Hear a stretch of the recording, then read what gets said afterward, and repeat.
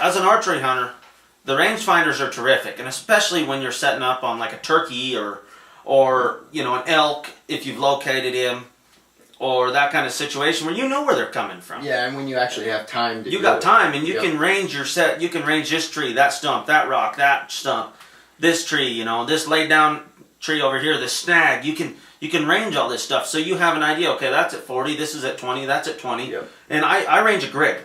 Yep. I do 180 here, 180 here. Yep. Straight ahead, pin at 45. Most, standout points. Yes, and that's through there and mark them. Yep. I do the same thing. I pick marks. You have a stump on your left side. You range that 15. Yes. Okay, I'll use my 20 pin for that. Go over here. You have another lay down or deadfall. Range it 25. All right, I'm good there. Yes, absolutely. And go through it. And that's fine in that situation when you know where they're coming from. Yep. But like where that deer, I knew he was going to jump, but you don't know where he's going to jump to. Mm-hmm. You don't know where he's going to stop. So you need to train your mind to be able to range. Yep. And that's what made the key into making that shot and killing that buck, was right there. Because if you can't do that accurately, or within 5 yards, you need to be able to do it accurately. And the biggest thing I do there is when I'm up hunting, I'll look at a stump that's kind of weird, and I'll go, gosh, I think that's 40 yards. And then I'll pick my rangefinder up and I'll range it. Yep. Or I'll see a doe out feeding in the meadow. Or, run into a doe in the trees and I go, gosh, I think she's at 32, or 35 yards, and I'll range her. And just see. And that's how I've trained my mind, trained my brain to be able to range pretty darn accurately. Mm-hmm. And that, like I say, that played the big role into making that shot. Yeah, it really did. With the single pin, given 10 to 20 yards, even 25, you're not going to have a lot of difference in that shot. No. And so in that scenario, the single pin would have been fine because he's going to be close. Yep. So you're already adjusted down. You have it set at your 20, you know where it goes. And exactly. Anywhere pretty much from 10 to 25, even 30 yards. Yeah. You can make that shot very easily. accurately. The drop is minimal, a couple inches. And that's exactly right. But, and that, like with the 6-pin, he went out there, jumped, and I thought, okay, he's a little farther than 20. I threw my 25 on him and just drilled him. Double lunged him. He went 100 yards and piled up. And it was done. Yeah. But, like say, it all just comes down to personal preference more than anything. But, like say, as far as hunting the game out here in Wyoming that we hunt, for me, and I think most bow hunters around here are going to find it more beneficial to use a 6-pin sight, 7-pin, 5-pin, even a 3-pin for a beginner archer. Yeah. They're going to find that by far more beneficial than a single pin. I think it really does help, especially beginner archers, because it does start making them want to range with their mental range. Yes. And especially, I actually, the one thing I really miss about shooting a 5-pin is when I draw back, you're at, you don't exactly know the range itself. It's around 30 to 40 range, but you don't have that time. Well, the good thing about that single pin is you can hold your 30 on the top of their lungs, and then you actually can look down and make sure that 40 is still in the kill area too. Yes. So that's correct. You're good from 30 all the way to 40. You cover that whole base. Yes, of absolutely. that boiler room. Yes, you do. No matter what, you're either going to get 2 lungs on top. No, exactly. 2 lungs right through the middle if they're at 35, or you're going to hit the bottom lungs and even the heart at 40. Exactly, and that's kind of my, kind of part of my reasoning. Once again, for that using a multi-pin sight is that right there, because you don't ever have to take those pins off of that animal. Yep. And it's no different than hunting. You don't ever want to take them crosshairs off of that animal. If you're shooting far enough, you got to take that crosshair off that animal. You don't need to be shooting at it. It's as simple as that. Because if you tell someone, to shoot, hold an inch high. Well, their inch could be this high. Yeah. And your inch is this high at an inch.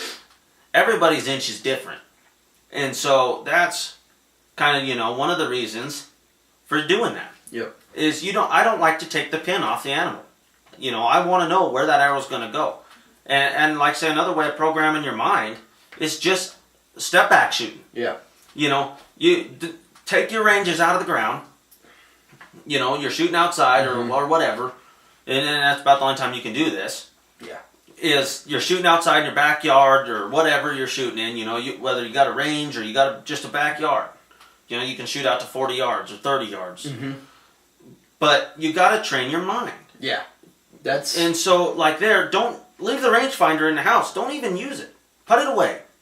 And you just walk out there, step out there and go, gosh, I think that's about 20 yards. And you just draw back and shoot and see where you hit. Yep. If you hit real high, well, man, you were closer than 20 yards. If you hit low, you were farther than 20 yards. So, and that right there tells you, oh, okay, well, that was low. That wasn't 20 yards. And so you're training your mind to know what 20 yards looks like. Yeah. And 30 yards looks like. Yeah. And I definitely think that's one of the problems with hunters in general, you know, is they'll grab their bow or their rifle, Absolutely. Go out, make sure it's on. Yeah. And as you always should do. And then go hunting. Yes. They don't take... And I mean, I've been guilty of this before. And I have too. I totally understand life gets in the way. Yes. You don't have time and you just want to go hunting. But especially during archery hunting, that mental preparedness for these situations plays a huge role. It's a difference between success and going home empty or worse. Or wounding and going home empty. Yes. So, you know, that's worst case scenario. Uh-huh. And I mean, any archery hunter's been there. If you haven't been there, you're going to be there. An archery hunter, you will be there. I mean, it doesn't matter. We've had perfect shots on animals, and they've disappeared. And sometimes part of it is due to the hunter. Mm-hmm. You go in too fast. Yep. You know, you should have let them lay, or you shot them at last light, and you should have just left them be. Mm-hmm. Walk back out. You know, yeah, you might have to take a day off of work. Yep. Okay. You call in, take a day off of work, go back in there the next morning.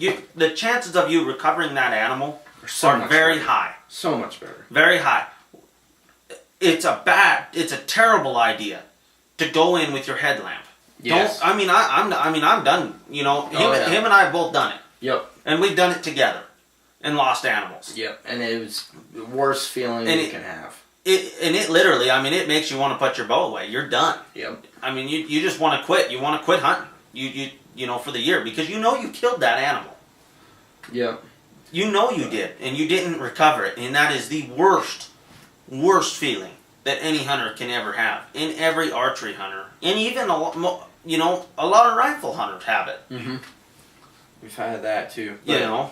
I mean, I think what it all boils down to in the very end of everything is being comfortable with your gear. Yes, absolutely. I'm extremely comfortable with a single pin. Yep. I'm uncomfortable with a 5-pin. Yeah, and see, you're the exact I'm the exact opposite. Yeah. I'm totally comfortable with a 5-pin or 6-pin, you know, multi-pin sighting. And so, and practice how you play. That is the biggest thing a guy can do right there.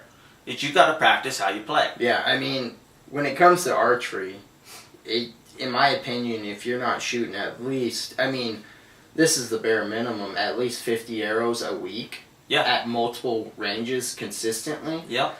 And you aren't hitting, and you're hitting consistently, that's where you need to be. Absolutely. And you need to know your gear. Like, I mean, when it comes to judging, I can set my pin, or my single pin at 30. Yep. And I can hit targets all the way out to 45 or 20.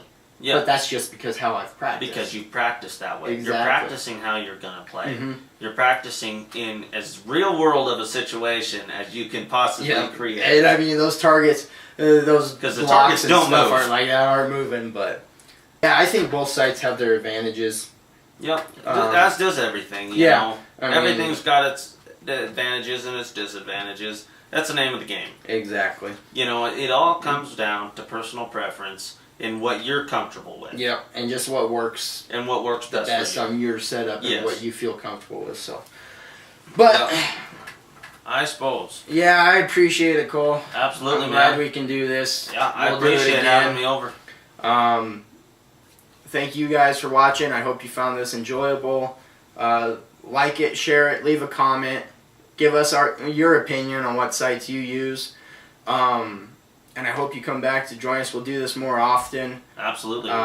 So, I guess we're signing off here. Thanks for visiting again. Aeroscience TV. Don't forget to follow us. Yeah, follow us on Instagram. Cole Vandervoort on Instagram. Cole Vandervoort on Instagram. At Cole M. Simonson. So, I hope you guys enjoyed it. Thanks for stopping by, and we'll see you later. See ya.